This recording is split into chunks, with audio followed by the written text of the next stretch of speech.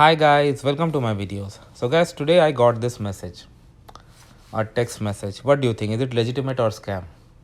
This is definitely a scam. You don't get messages like this from your bank, right? From your financial institution, and moreover, I don't even use this bank. But if you were checked 47240990 something, this is how debit card numbers begin.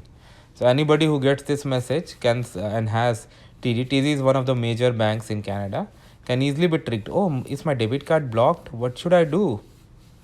So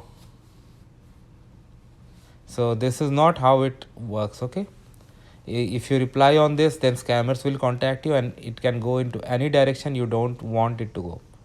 So if you get a message like this, most of this I can verify straight away by looking at it. But at the same time, I'm requesting you all to share it with as much people possible so that some innocent people can be saved.